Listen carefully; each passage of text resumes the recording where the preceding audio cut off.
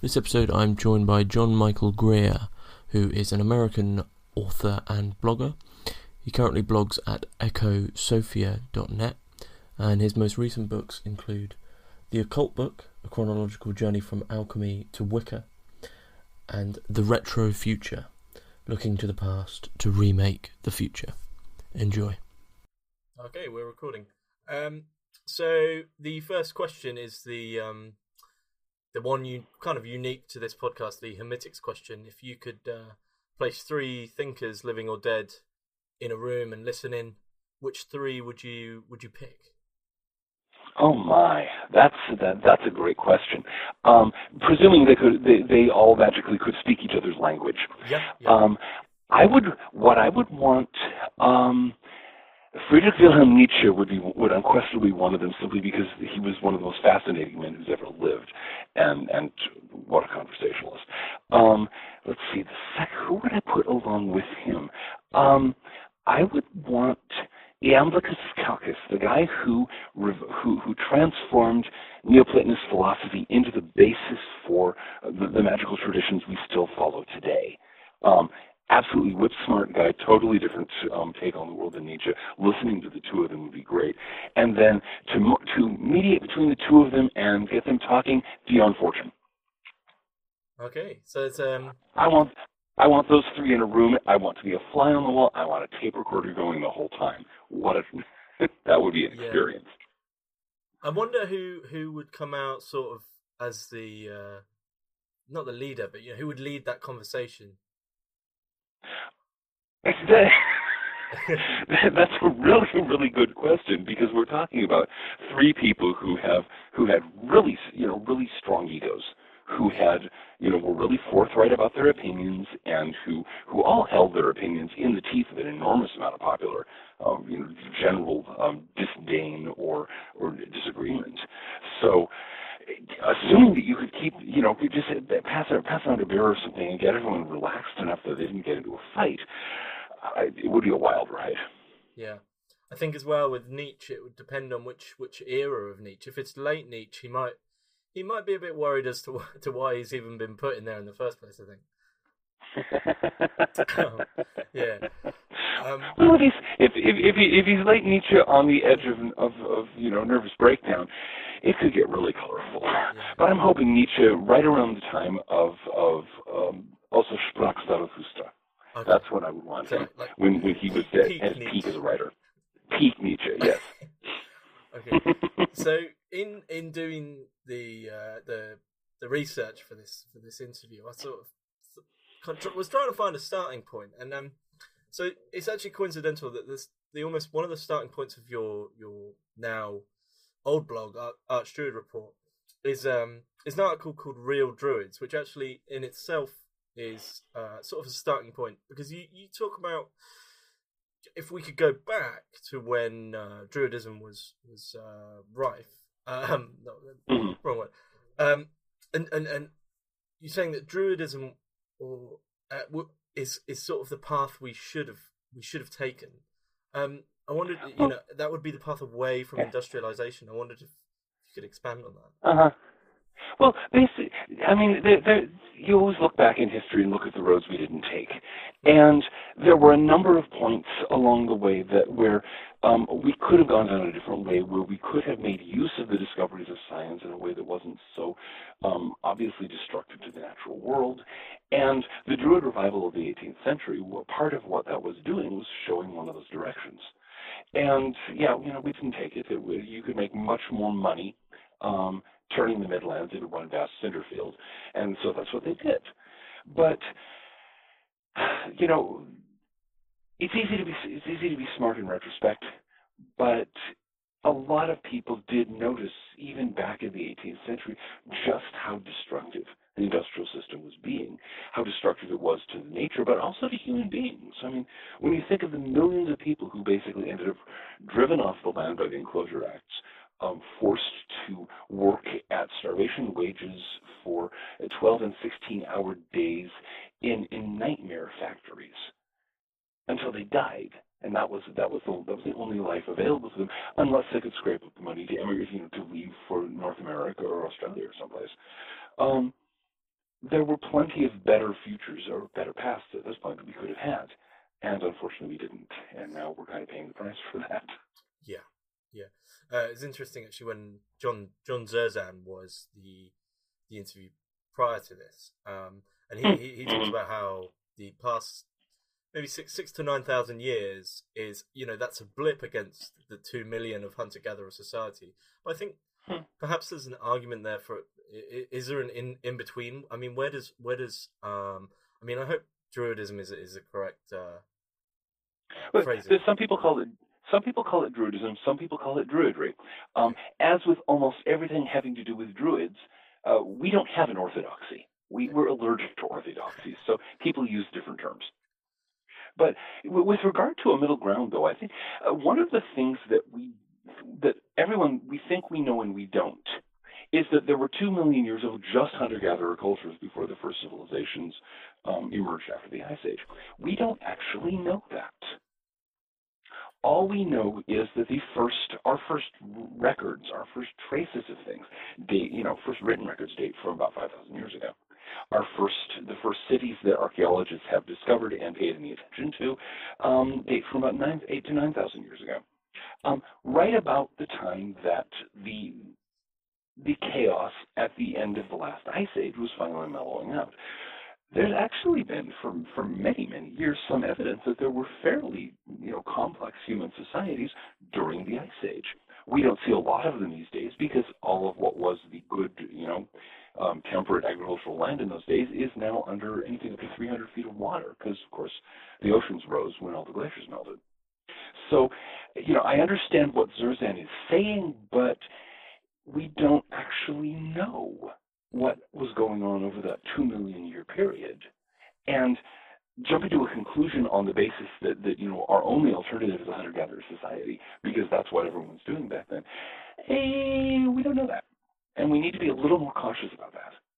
So their personal form of anthropology is sort of kind of extrapolating a very, taking an assumption from very, very minor data and, clearly swaying towards their bias. Well, basically, all of our views of the past are always actually about the present. It's like all of our visions of the future are always a reflection of the present. So if you read science fiction from 50 years ago, it is so dated, and it is so obviously of its own period. And the same is true if you read, say, a novel of historical fiction was written in 1920. You're going, oh my God, this is so 1920, even if it's supposed to be about ancient Rome or something. So yeah, we use the past as a source of narratives to explain the present. And so, Zerzan has one set of explanations, which is based on, as you say, the very limited data that we have. And various other people have others. You have the mythology of progress, that everyone was living in squalor and misery until, this great march of progress from the caves to the stars, all that nonsense. All of these stories are designed to give structure to the world, to show us how to think about our present lives. And, of course, which story you choose makes a lot of difference, but it also makes a lot of difference if you can stop and step back and say, hold it, these are just stories we're telling ourselves. Yeah, one of your pieces that I agreed with wholeheartedly was your article on stories, and so when no stories, you're ignorant. When you know one, you're along the lines of sort of totalitarian kind of ideology or bigotry, kind of bigotry towards your own idea. And once you start to understand and even maybe sympathize with multiple stories, that's when that's when you start becoming at least a tad wise. You mentioned progress there, and I found in your writing you do this very interesting thing with definitions, and two that come to mind are the definition of progress and the definition of technology. So what do you see a point where this current mythology around the word progress, kind of where that came from? Oh yeah. Basically, what happened was at what historians clumsily call the early modern period, the period right after the Renaissance, say the 1600s. You had what was called the Battle of the Books, this big cultural struggle across Europe, and it was a struggle between what they call the ancients and the moderns. There were people who were saying, look, We need to learn from the past. All this, we've rediscovered all this marvelous stuff from ancient Greece, ancient Rome. That's what we should be studying. We should be recovering everything that they knew, Then you had the moderns who were saying, no, the past is crap. We need to go charging boldly onward. Here's this marvelous new experimental science that a guy named Galileo has started to discover. There are all these fantastic possibilities. Listen to Francis Bacon, what he's saying. We can make this a future that's completely unlike anything that's ever happened before. It'll be wonderful. You know which side won. It was the moderns. And they created, as part of that, the story they told was the story that most people in the modern industrial world treat as simple fact, that, in the past everyone sort of glumped around in misery and squalor, living in caves, getting chewed on by saber-toothed cats and so on. And then someone had a bright idea. And the whole series of bright ideas, everything gets better and better and better until eventually we go zooming off to some kind of Star Trek destiny, metastasizing across the galaxy or something. That came out of that early modern period, the triumph of the moderns, as they were called then, the triumph of this narrative of progress, which was also heavily tied, of course, to the rise of mercantile capitalism, the rise of the very first versions of industry. So it had a strong economic component. There were a lot of people who were making money off of this. And that's really been what's been driving it ever since. I mean, progress these days is mostly a marketing slogan for the latest technological crap. Yeah, that was the second definition, and it made me smile when I was reading your work. When you bring up technology, in my opinion, and I don't know if you'd agree, technology probably for a long time that word has actually just meant gadgetry innovation.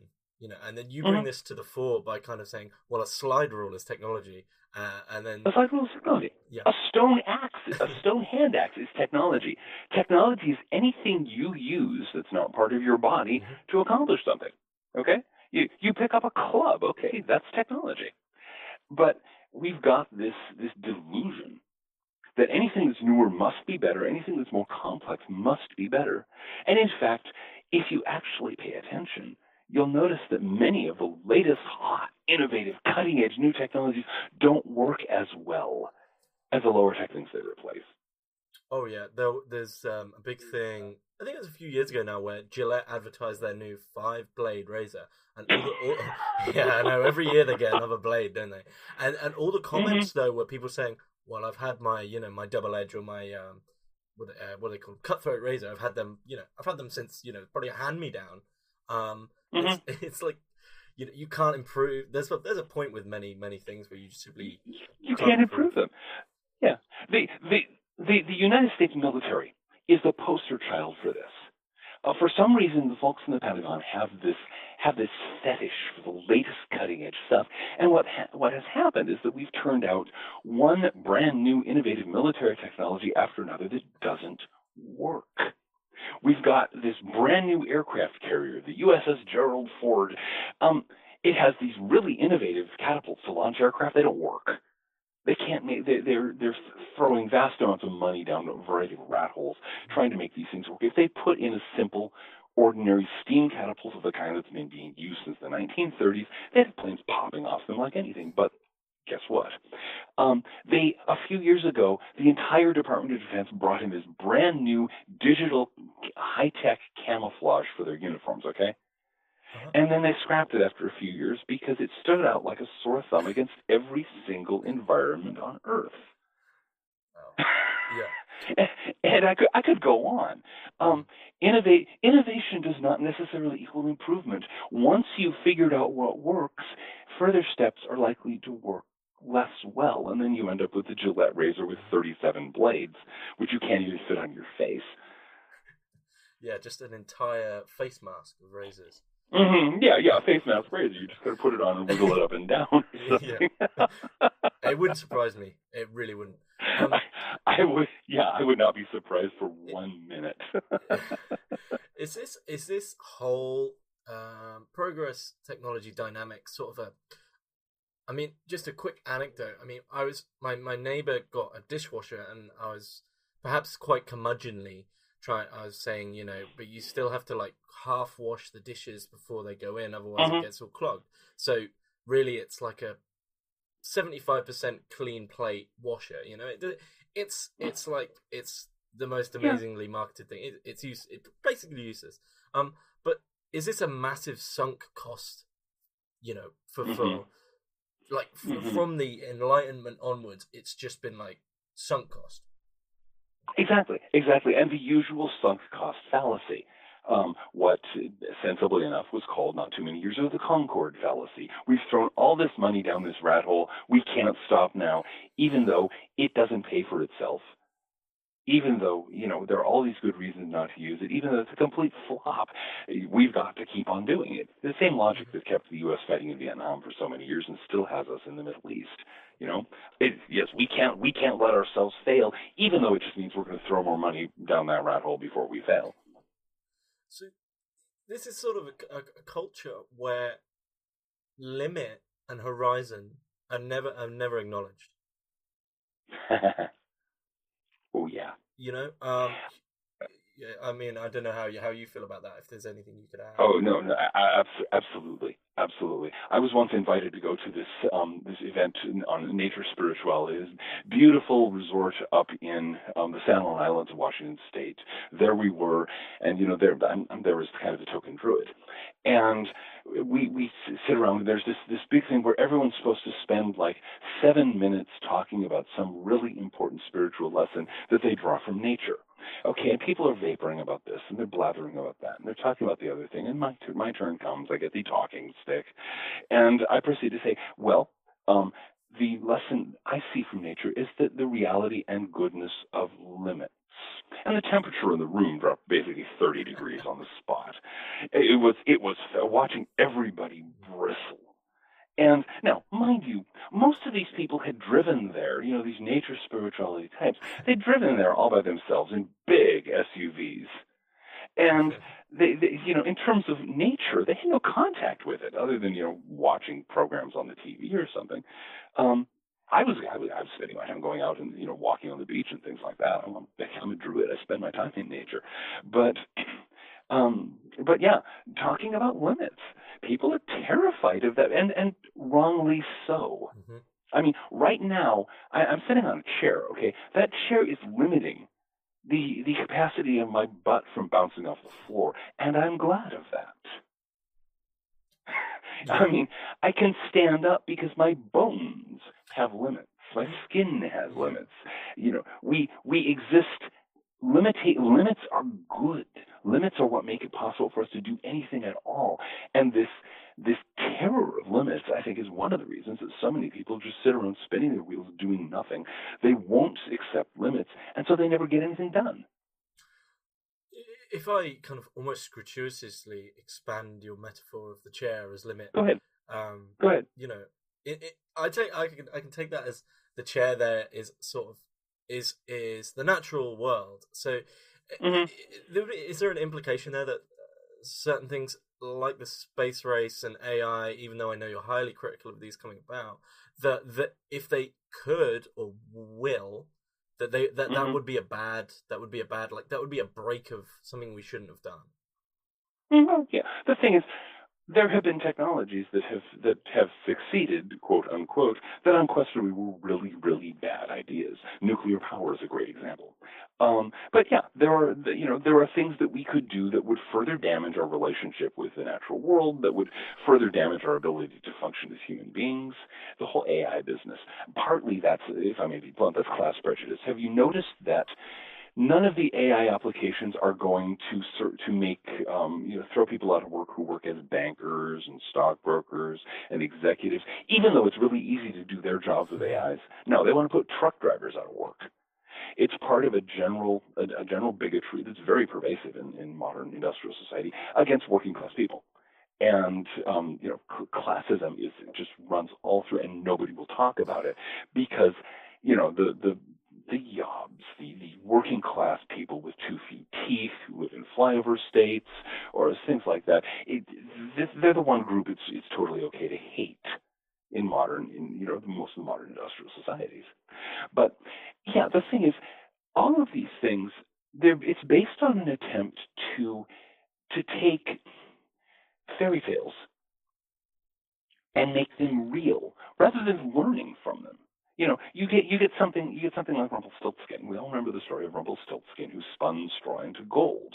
Okay, and it's a good story. And if you pay attention to it and learn from it, you can learn a lot of things about the world. But instead, we have people going, "Ooh, we can make gold out of straw, so we have Bitcoin," or various other speculative gimmicks, which are basically our attempts to make straw out of gold, or gold out of straw. Rather, we'll find that it's going the other way around. I would fundamentally disagree with you on Bitcoin, but that's okay. A cryptocurrency in general. But that's a long. But then I guess in terms of your own speculations with regard to collapse, something as such as Bitcoin is. But I mean, gold doesn't even make sense within a collapse dynamic, right? No. The thing is, if your value consists of what you have stockpiled, somebody eventually is going to come and take your stockpile, out from under your steaming corpse. Okay, the whole problem with the notion that we can just stash lots of stuff and be okay no matter what happens, that's been tried. If you go into any good museum in Britain that has a good archaeological collection, you'll find stashes of gold coins from Roman villas. What happened was that when Roman Britain was going down, the Saxons were showing up the shores. They were getting raids from the Picts and all this kind of stuff. A lot of rich Roman British people thought, "Hey, I know what I can do." So they got a lot of gold together, and they tucked it into a secret place near their villa, and they were going to be just fine. Except, of course, what happened was the Saxons came through anyway, slaughtered them all, took the gold they could find, and moved on. Yeah. That's what happens.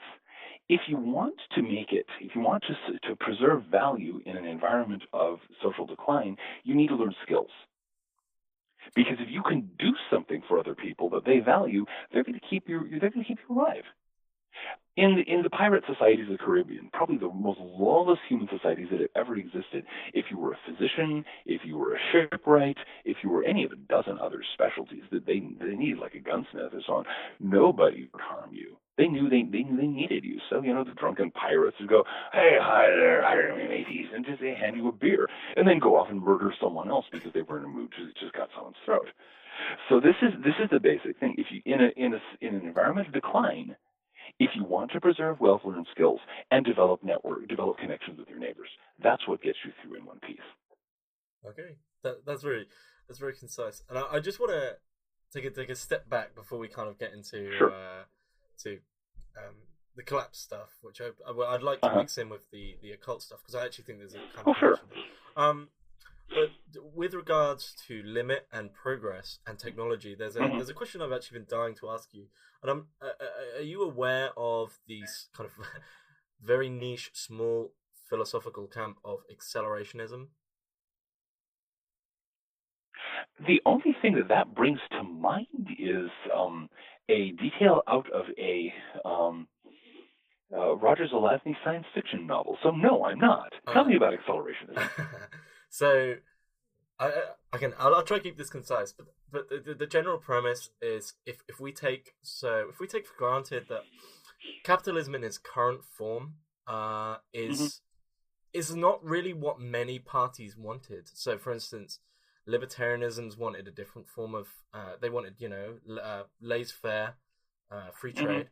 Conservatives probably wanted it held back a little more, etc., etc. Like each camp has their own thing, and we ended up with this form that we have currently, which sort of nobody wanted, at least as it is. And so the accelerationist premise is the only way out is through to accelerate the process of techno-capital. I don't know what you'd make of that as a means of escape. That was Trotsky's claim. Worse is better.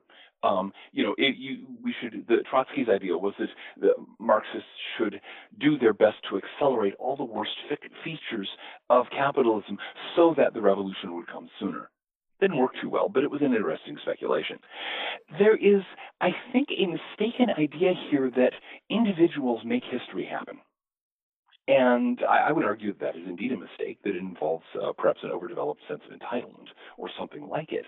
But that just as the capitalism we got was not the capitalism that anybody particularly wanted. It's the capitalism that happened to evolve that way. The decline and collapse of capitalism will happen on its own time frame, in its own way, pretty much regardless of who does or doesn't do what. That's my take at it, right? I mean, if the acceleration is feel differently, by all means, let them knock themselves out. Well, yeah, there's different camps which sort of aim towards different things. Oh, sure. And of course, that's another of the reasons why they probably won't succeed, because they're all pulling in 15 different directions, just like the people who created capitalism. Who I mean, that's a very, quite a bold statement. Who do you see as the creators of capitalism? The creators of capitalism were tens of thousands, perhaps millions, of individual entrepreneurs over a 400-year period who each grabbed hold of something they thought they could make money at and ran with it. None of them planned to create capitalism. It just happened that way. Okay. Yeah, sort of like... And then exactly... Yeah. Your comment about the dancing Santa Claus animatronic. Yeah. You know, it just happens. Exactly. It happened. Somebody thought they could make some money doing that. And so I mean, that's, to my mind, that's kind of the final output, the peak expression of our capitalist industrial societies, electronic dancing Santa Clauses that used to lurch their way through a little song and dance routine. This is what it all came down to. Oh well, I wonder what our descendants will think of that. Well, it's like strewing through the scraps of a decaying dystopian society, and the last remnant of a gyrating Santa Claus's hip, kind of. There we are. Or 2,000 years from now, archaeologists digging up a rubbish tip. Okay, and here they find a Santa Claus, one of these Santa Clauses that had been chucked in there after the circuitry broke down. And they're going, I bet it was a religious idol. Yeah. They worshipped it. That's the premise of... Boy, that sci-fi novel has completely skipped my mind. Which one? Canticle for Leibowitz. Canticle for Leibowitz, yeah. And that was the beginning of a whole genre of post-collapse science fiction novels, and there was some really interesting stuff that came out of that.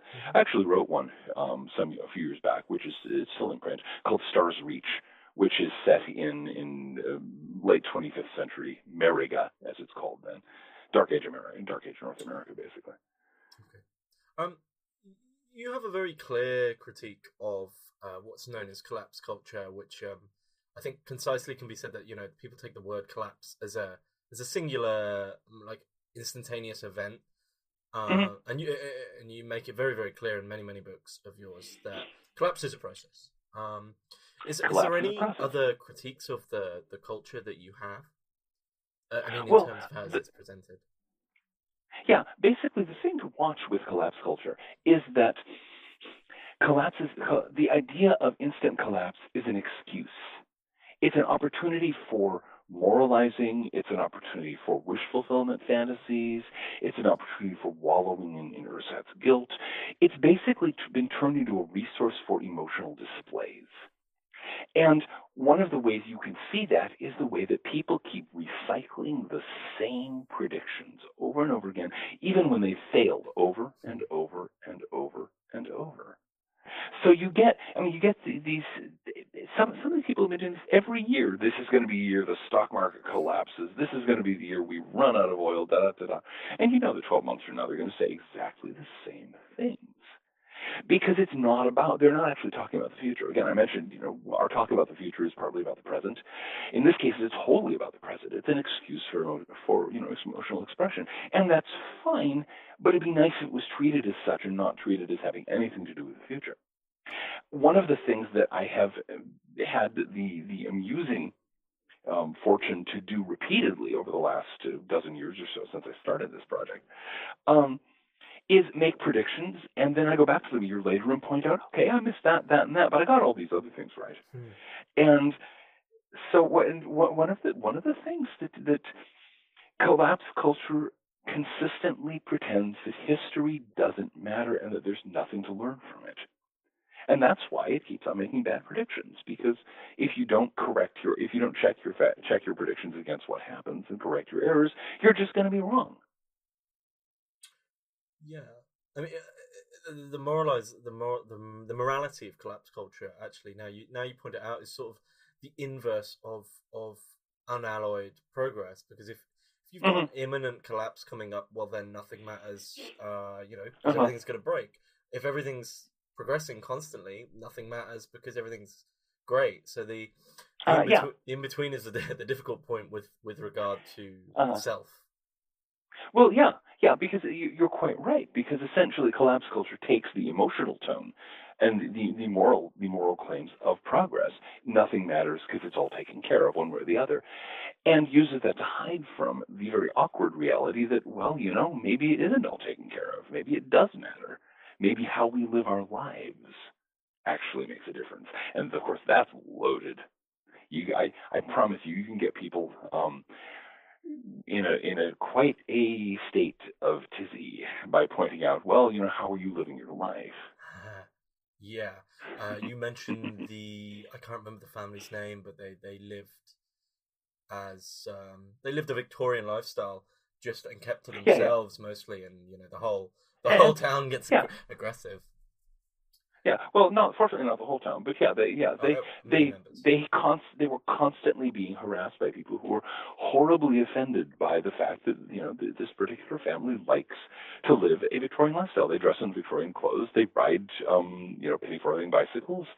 That's what they do because they enjoy it, and they got all this shrieking. I get a certain amount of heat because I haven't owned a television in my whole life. I find TV incredibly boring, and it's not the program; it's the programming. It's a matter of looking at little jerky colored pictures jerking around on a glass screen just bores the bejesus out of me.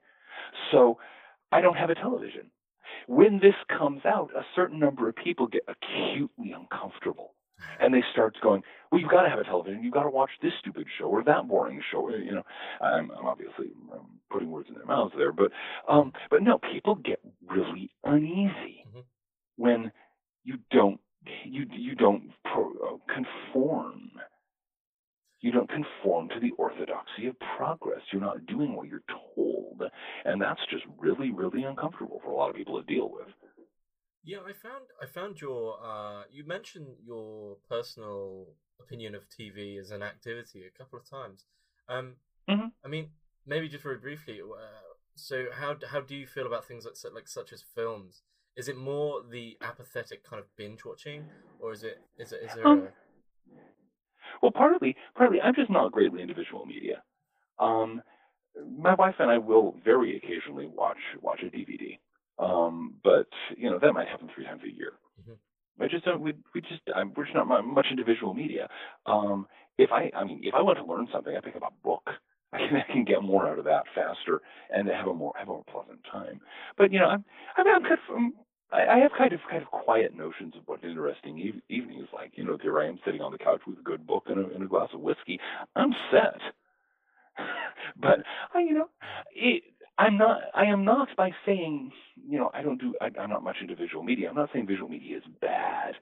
I do think that a case could be the television technology is very problematic because it's an addictive drug. People do seriously become addicted to television. The problem with it, as I found, is it's an apathetic medium. It requires nothing from the person who's interacting. You could be knocked out and just opened your eyes in front of it, and you'd be doing the same as someone who's actually watching it. Yeah, and it not only doesn't require any involvement, it encourages the apathy, and there's actually some effects, some flicker effects, and so on that actually influence your brainwaves in the direction of passivity. So it's I tend to advise people who ask me, what's your recommendation? You write all these books, you do all these things, you have this interesting life that you're doing. How do you do it? And I tell them, just don't have a television. You'll have 4 to 6 more hours a day. Yep. And some people do it, and they go, wow, this is incredible. And some people go, yeah, I don't want to watch on TV. And that's fine. It's not a religious crusade. It's just I'm saying if you want a life, you can have a television, you can have a life, take your pick. Yeah. Well, I've had the exact same response with regard to Facebook, and I've said the same thing to people when they've with the podcast and do a degree and then full-time work, and they say, how do you find the time to do all this? And I just said, I don't have Facebook and I don't have Netflix. It's like those two things aren't there to kind of draw me in, and you can fill indefinite time lusting at everyone else's lives, and I'm simply not interested in other people's lives enough. Yeah. There are other things. You can have your own life, or you can follow other people's lives. Take your pick. I'd rather have my own life. Yeah, exactly. I'm also not on Facebook, by the way. I have better things to do. Yeah, I mean once again, it's an activity. Once you deconstruct it, if you were to do it in any other form, if you had just a journal of your friends' meals, why would you read it? That's a really good point. Yeah, I like that. Yeah. Yeah, I mean, Imagine a newspaper published every day that had these listings of everything. Yeah, every hour some guy flops a paper on your desk, and it has stuff about what your friends are eating that day. Yeah. Would you subscribe? No, Socrates, you would not. It's incredibly dull. Well, yeah. Would you sit down or what? Yeah. But talking about TV, there's actually quite a current in occultism. It's just came to mind actually. I'm thinking specifically I know Robert Anton Wilson mentions it a few times, but I think there's a couple of other, at least obviously they have to be fairly modern occultists, who advise against TV. So. That's all. If somebody's interested in serious occult training, that's another matter. And I strongly recommend that they ditch their TV and be very careful about their consumption of visual media generally, because you need to have a clear imagination. You need to be able to imagine things that you want to imagine. You need to be able to build up imaginary images very clearly in your mind. It's much easier if you're not being overstimulated by television. And so, that's become fairly common piece of advice among serious occultists these days, and for good reason. Well, it seems to be a common cultural trend now where if you're having a meal, you also put a podcast on, or if you're watching TV, you're also like, it's like you have a hamburger and you have to have cheese. You have to have the other piece. Do you think maybe this is why occultism is kind of, I mean, that's broad in this sense, but maybe this is why occultism has avoided quite a lot of the currents of consumerism and industrialization? Well, I think that's a very important part of it. But there's also the simple fact that if you practice the occult disciplines, you're going to learn. One of the major things you're going to develop is your own willpower.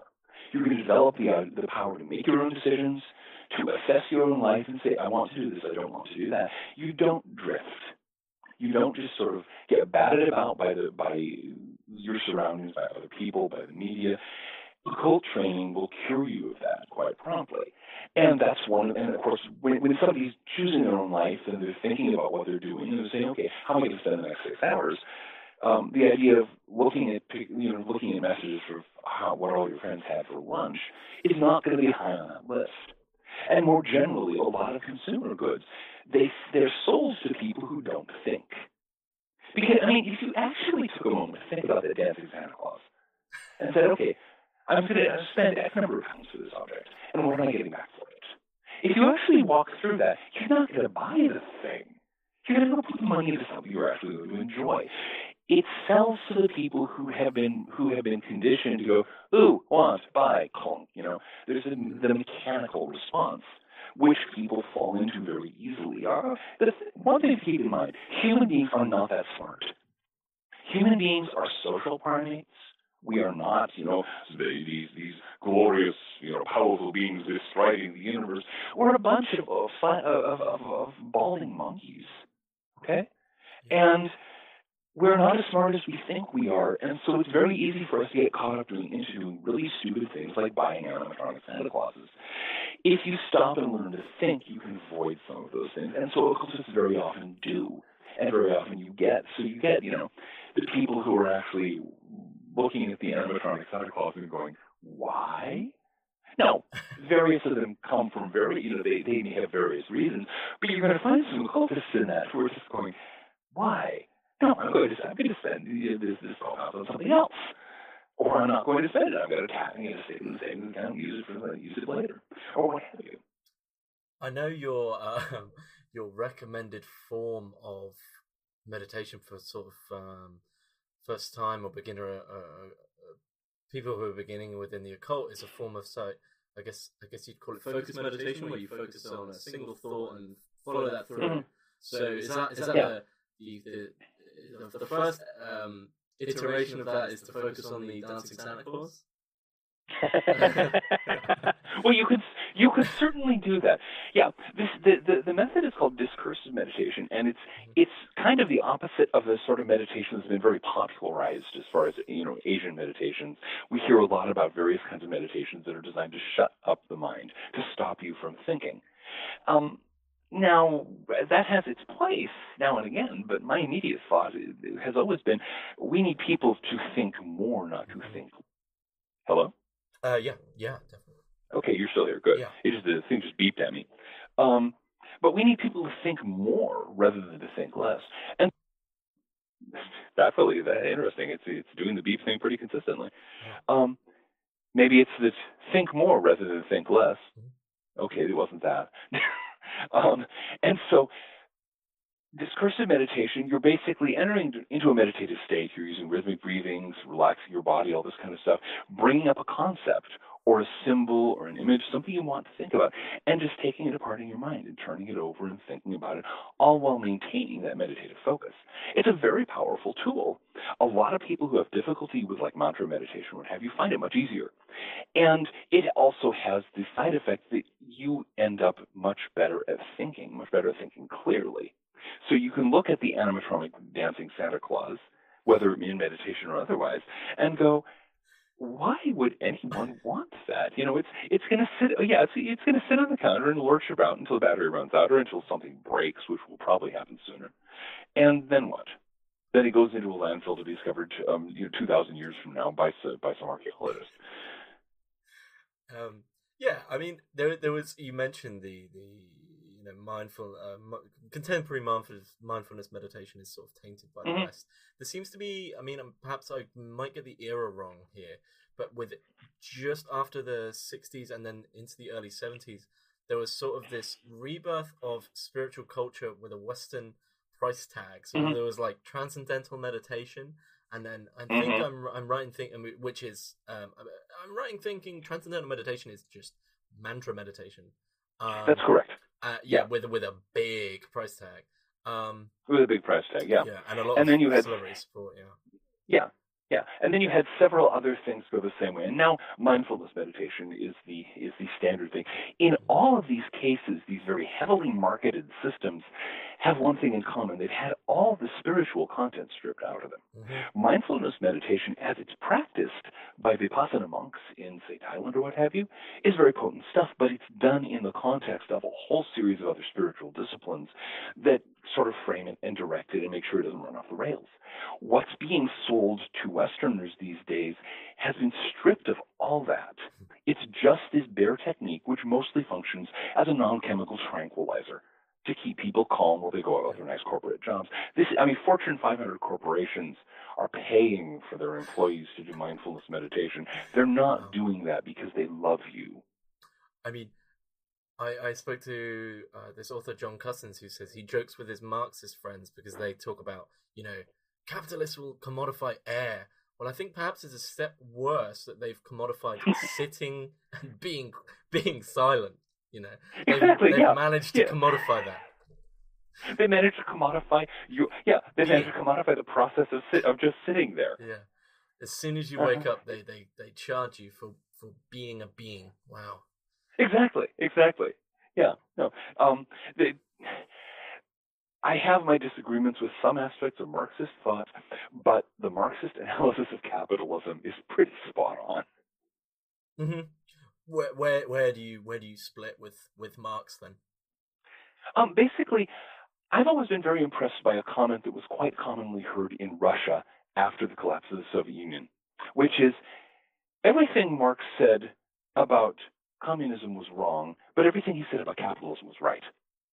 So Marx's analysis of the capitalist system and its problems and its trajectory has an enormous amount to offer.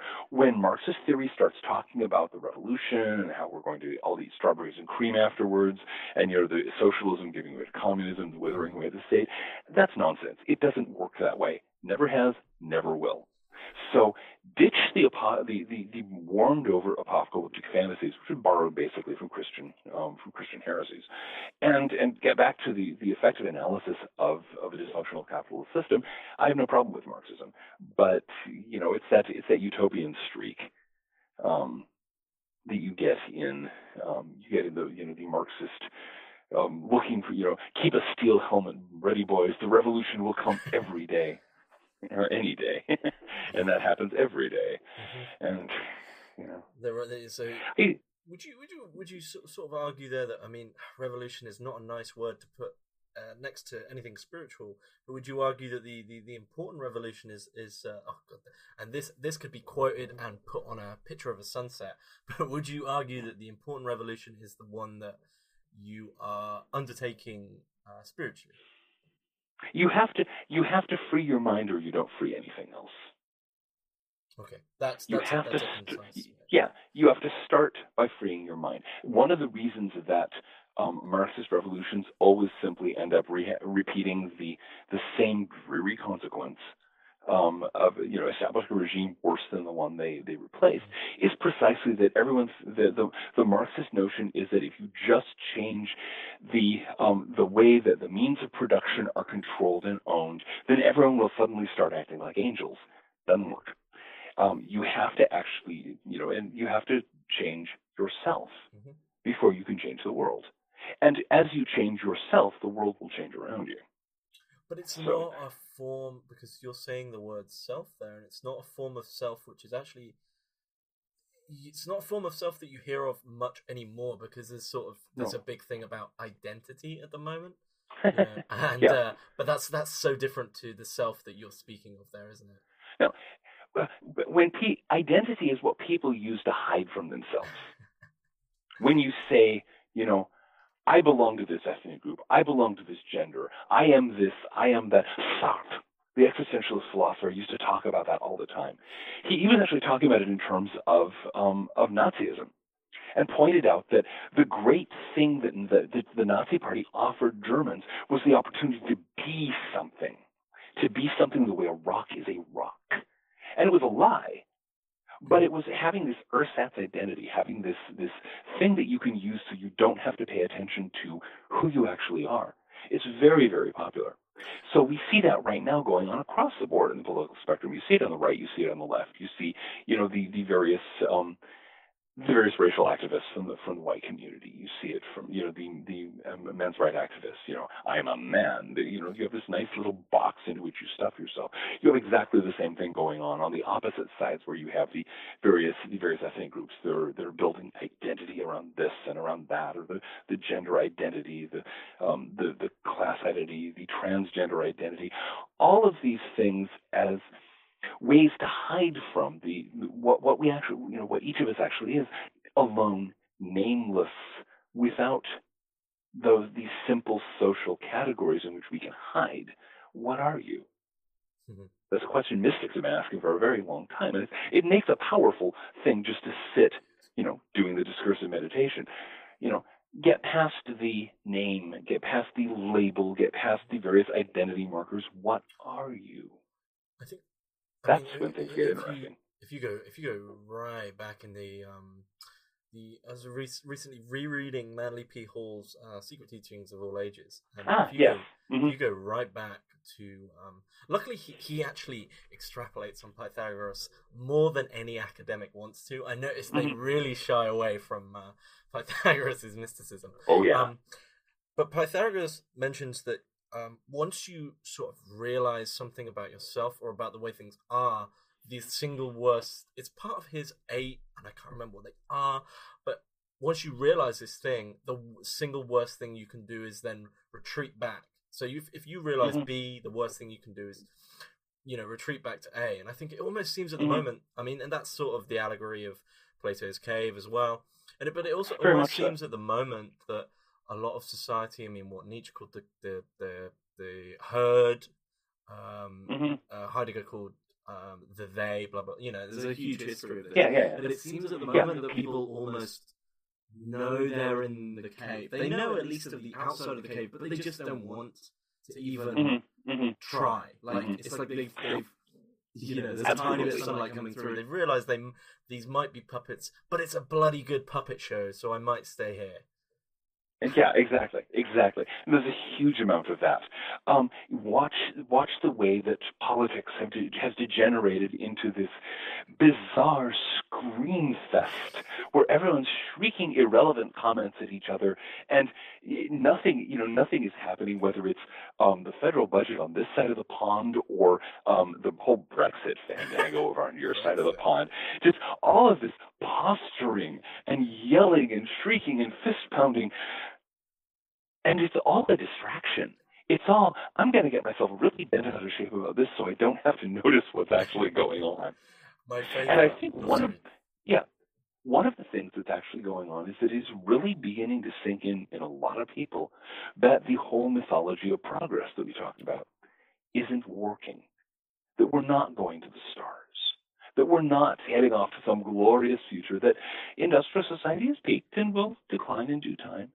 I mean, I noticed that you remember the whole Mars One business a little while ago? Yeah, there was all this yelling about it, and they have gone bankrupt. But oh my word, that has been. You have to work to find that out. It's finally getting out there in the alternative media. But when they filed for bankruptcy, it's gone bankrupt that we never even went. I know, I know. But that's it. It's starting to sink in that. We can't. There's a thing called provisional living. This is something that some psychologists talk about, some occult teachers talk about. Provisional living is this habit of saying, well, everything I'm everything wonderful, everything I ever going to dream is going to happen after this happens. Whether after I lose 20 pounds, or after I get the new job, or after I walk out on my wife, or after I do this or that or the other. And the trick with provisional living is that you never actually do the thing that's going to enable you to have this wonderful new life. So you can stick all of your dreams up there in the distance and ignore them and go on with your everyday life. That can break down in two ways. One of them, of course, is what happens if the thing happens. What happens if all of a sudden you do leave the job, okay, and you've got the same life you did. But the other thing is what happens when the possibility goes away. And that's what a lot of people are dealing with right now. We're not going to the stars. We're not going to have this glorious capitalist future. It's not going to happen, and people are noticing that, and they're wigging out. They're freaking out and finding other things to yell about because it allows them not to think about the consequences of what it means they've been lying to themselves for the last 300 years. Yeah, exactly. I mean, and this is why one of my favorite Brexit predictions back in, I think it was about a month after it was all being, beginning, and someone said that. I think it was a prediction by an economist, and he said what will happen is in 10, 20 years, slowly there'll be choices and votes which will make it a less of a big thing, and it will, within 20 years, it will be like an anecdote, a footnote on Wikipedia. Let's say, did you know the UK was meant to actually leave the EU? And people will just forget about it. And it's, and I thought that was brilliant because it doesn't cater to either side. It's like people, this is just going to be kind of very, very, very slowly pushed under the rug. Mm-hmm. It's possible. And the thing is, if it doesn't, if Brexit happens and there's a little bit of turmoil and so on, 50 years from now, people go, yeah, that's right. Britain was a member of the EU for a while, wasn't it? Mm-hmm. Yep. It's not that big of a deal. It all looks really big now. Similarly, the number of people who are freaking out about this and that and the other thing in current American politics. 20 years from now, people are going to go, oh yeah, I remember Donald Trump. Kinda. It's one of those. it's very easy to get whipped up into a tizzy about the events of the moment, especially if whipping yourself up into a tizzy allows you to distract yourself from the things you don't want to think about. And that's a lot of what's going on now. I often feel that people who really, really whip themselves up, as you say, into a tizzy and are kind of screaming and crying at votes, I feel that that's a form of signaling, though. It's it's a form of signaling. It's a way of declaring that you really truly do believe in this thing that you no longer believe in. It's a way of claiming membership. It's all kind. There's all kinds of emotional games that are played by shrieking and falling down on the ground, writhing or what have you. Most 2-year-olds know how to do that very well. If you've ever seen a 2-year-old doing a really comprehensive tantrum, we get to see adults doing that in American politics today. Mm-hmm. Okay, so there's a, and this to me is very important because it's something that I struggle with. So, in terms of collapse and the kind of the social, waking up and understanding at least some of this and understanding where we might be, and also admitting it and accepting limits, and so as an environmentalist, when I go to my recycling bin with my tiny 4-pint milk, and I always think of your books when I'm doing it, because I think why bother, John? Why bother recycling when? But I think that's a bigger form of nihilism in relation to. So how does one, in your opinion, if you have some form of answer, how do you avoid that form of? I guess I don't know what you'd call it. That form of nihilism.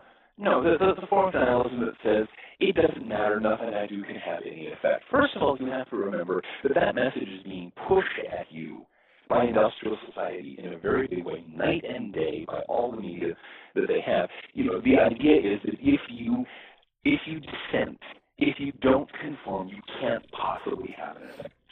That's a major message of the propaganda of industrial societies these days. And so it's not surprising that people have to wrestle with it, because it's being yelled at them all the time.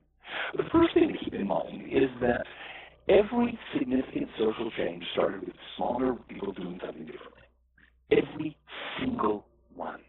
Look back all through history at every positive change that's ever happened. What happened was that somebody decided, and they were one person, or it was a handful of people, it was a few people. We're in that state now when it comes to the environment. We're at the point where there were a few of us. There were a modest number of us. Some people are recycling. Some people are doing more than that. But, and there are ups and downs. This also happens if you look at any significant movement for social change. There are ups and downs. There are periods when things seem to be going well, and there are periods where a lot of people turn their back and walk away, and you just have to keep on going because you don't know where it's leading. It's only the voice of industrial society insisting on their version of progress that says, no, it can't possibly have an effect because we're going to the stars. Well, no, we're not. And so there's that. There's also the extent, and this is something that you hear a lot of in the Druid community for obvious reasons, is that doing recycling, doing the other things can be a meditation, can be a spiritual discipline, can be a way of interacting with the world in a more authentic fashion. It doesn't matter if someone else is doing it. You're actually engaging the world in this way. And so you can approach it as a personal discipline, approach it as a way of training, a way of relating to the cosmos. And there are real benefits from approaching it that way. It's a very useful thing to do. So those are kind of the two approaches that I use. And also just the simple fact that the more I talk about this kind of thing, the more I just, let people know, here are some of the options, the more people I need who are doing them. Since I started talking about, get rid of your television, I know of probably 150 people who have said to me, it was because you said that. And I decided to try turning off my television, and I realized that I didn't miss it, and then I threw it away. And I've had this wonderful life, and I now play a musical instrument, and have a much better relationship with my family, and, I'm willing to brew my own beer, and there's all these things I didn't have time for. So personal example has enormous power. That's something that our society also insists can't happen because, you're only supposed to get your information from the media, right? But the power of personal example is real. And so, get out there, accept it as a discipline, do the thing, let the universe decide what's going to happen. Speaking of time, are you good to go on, or? I can go on for a little while longer. Okay. We should probably move toward winding things up, but yeah, I got a few more minutes. Okay. Okay. If we're moving towards winding on, I think one thing I'd like to ask is there's this running current through your books where often when you get near the end of your books, at least the ones about collapse in society, you always kind of quite hastily, and I like that it's like you talk about having value and having skills, and then at the end there's almost always the thing there to actually help people out, which you don't get in many collapse books at all, which is sort of an irony, because it's like someone telling you everything's going to be bad and then hiding all their tactics. Look how bad it's going to get for you, and then the book slams shut. So perhaps 2 points, 2 very quick routes to finish on would be: where would you advise people to start with occultism, and what are maybe some, and then secondly, what are maybe some smaller things that people could do in terms of, if they understand that collapse is a process, what are some smaller things they could do to alleviate descent? Yeah. With regard to starting occultism, there's many different traditions. There are many different approaches. There is no one thing that fits everybody. The best thing to do is look around, read some books, try to get an idea of what appeals to you. There are plenty of websites and podcasts and things like that, so you can get an idea of what's available out there. I'm personally very partial to a lot of the old-fashioned schools, many of which are still in existence, still have correspondence courses, what have you. But your mind was very vary. With regard to things you can do to become aware of collapse, the thing that I highly recommend people do is start paying attention to where things come from in your life. We have this notion that this sort of notion that we're all given by the media. Again, this stuff sort of just appears from nowhere and comes into our life and then goes away. And there's no such place as away. And so take a little while to learn, where's your electricity coming from? Where's your fuel coming from? Where's your food coming from? Where's your water coming from? Where do your wastes go? Where does, what's happening here? How do you already integrate into this broader system? And is there anything that you might want to change? Because very often, again, this is a thing that I call the replicator fallacy, which is based on in the Star Trek universe. If people want something, they just go to a replicator and punch in a button. There it is. The real world does not work that way. Everything you use has come by some means, from some place, by somebody's labor. A little bit of a Marxist element there also. Somebody's labor value has gone into this stuff. Everything you throw away, all of your waste, is going somewhere, is doing something, affects somebody. Learn that. But try to start seeing yourself not as this isolated little bubble, but as part of a process, part of a flow, in which you have some choice as to what you do and where things go. So that's what I'd advise. Okay. I think that's a great place to finish. Excellent. Thanks very much. Thank you very much.